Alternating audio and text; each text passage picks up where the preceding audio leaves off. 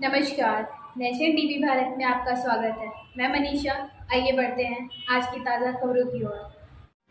खबर बलिया के रसड़ा से है, जहां घोसी लोकसभा में वोटिंग से पहले सुभाषपा पार्टी के 24 से ज्यादा नेताओं द्वारा पार्टी छोड़ने पर सुभाषपा प्रवक्ता अरुण राजभर का प्रतिक्रिया सामने आया है।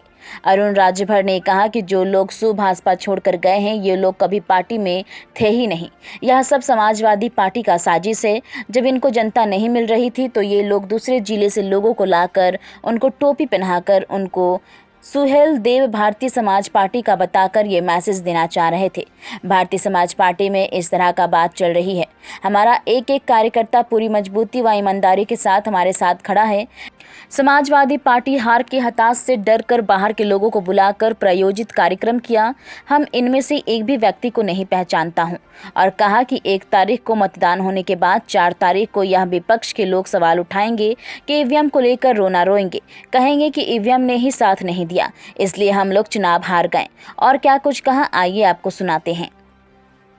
तकरीबन 2 दर्जन से ज़्यादा जो आपके उस भाजपा के जो नेता हैं वो पार्टी छोड़कर और दूसरे पार्टी में वो चले गए हैं।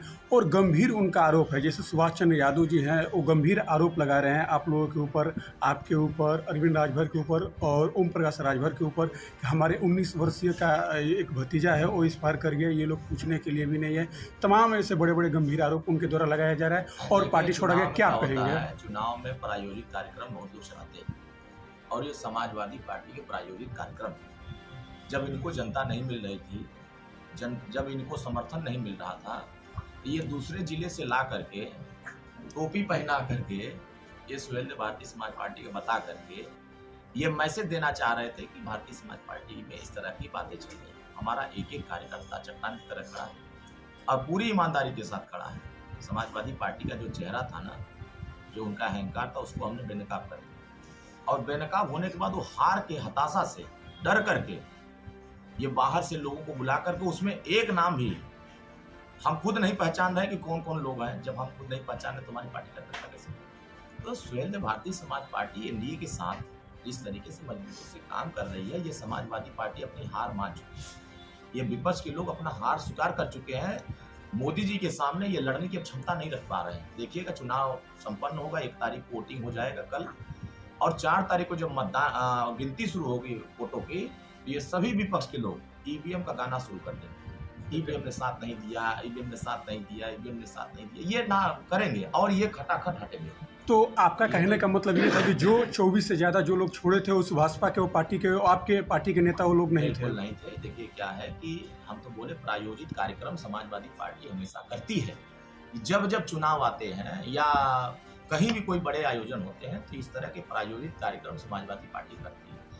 हमारी पार्टी एनडीए गठबंधन पूरी मजबूती के साथ चुनाव मैदान में है। हमारा एक एक कार्यकर्ता वोट दिलाने के लिए बूथ पे काम कर रहा है और सक्रिय रूप से काम कर रहा है। जो खुद अपना वोट नहीं डाल सकता प्रत्याशी, वो दूसरे को दूसरे जिला से ला करके इस तरह का हरकत करा करके अगर वो वोट की इंतजाम कराना चाह रहा हो तो वोट मिलने वाला नहीं है। बाहरी आकर के वो खुद, जो प्रत्याशी समाजवादी पार्टी के, वो खुद अपना वोट तो डालेंगे नहीं। अगर वो डाल दें तो बता दें। बाहरी लोग आ करके अगर बड़ी बड़ी बातें करें, झूठा झपाट पंचायत बतियाएं। अब उत्तर घोसी लोकसभा क्षेत्र की जनता ऐसे घमंडी लोगों को पहचान चुकी है। इन्हीं के नेता ने कह रहे थे कि घमंडी राय है ये। इन्हीं के नेता कह रहे थे ना कि ये अपना बूथ नहीं जिता पाते हैं। तो जो अपना बूथ नहीं जिता पाता है वो घोसी को कैसे जीत लेगा? घोसी की जनता बहुत समझदार है। घोसी की जनता विकास को पसंद करे। आज 3 घंटा में हम अगर लखनऊ पहुंच रहे हैं तो घोसी की जनता इससे खुशहाल। आज वो विपक्ष हमेशा से साजिश करता रहा है। वो तो साजिश ये भी कह रहे हैं संविधान खत्म हो जाएगा, वो तो ये भी कह रहे हैं आरक्षण खत्म हो जाएगा, वो तो ये भी कह रहे हैं कि लोकतंत्र खत्म हो जाएगा।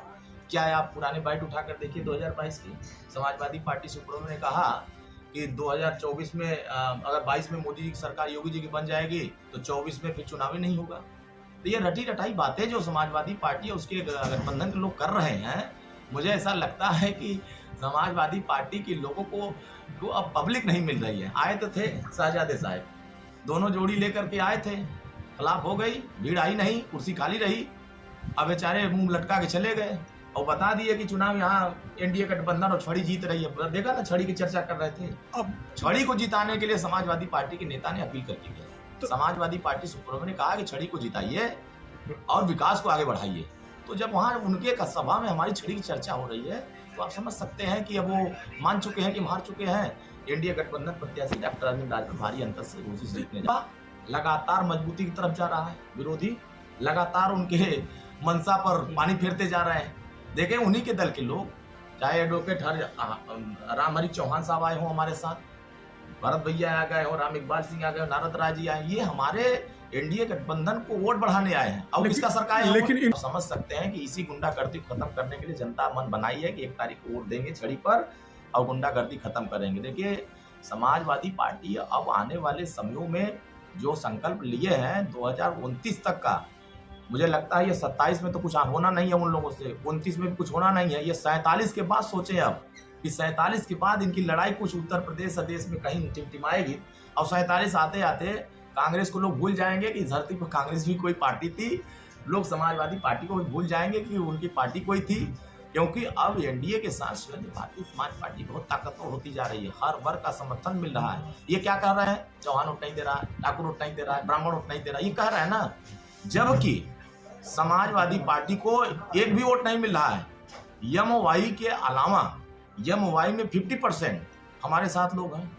अब वो बेचारे 50% में टिमटिमा रहे हैं और उसके बाद सारे 80% 90% वोट छोटे वर्ग के लोग, हर वर्ग के लोग बड़े पैमाने पर छड़ी का बटन दबा करके डॉक्टर अरविंद राजभर जिताने जा रहे हैं। अब समझ सकते हैं कि जब बूथ गिनती होगी तब विरोधियों को गश्ती आने लगेगा। जब पहले राउंड का गिनती होगा ना, देखिएगा विरोधी गश्ती आ जाएगी। और जब दूसरे राउंड का आएगा, जब दूसरे राउंड की गिनती होगी तो विरोधियों को चक्कर आने लगेगा। और जब तीसरी राउंड की गिनती होगी तो ये मैदान छोड़ के भाग जाएंगे, वो बूथ काउंटिंग छोड़ के भाग जाएंगे और फिर उसके बाद बाहर निकल कहेंगे कि ईवीएम मशीन हमको वोट नहीं दे रहा है, ईवीएम मशीन हमें वोट नहीं दे रहा है, ये चिल्लाएंगे।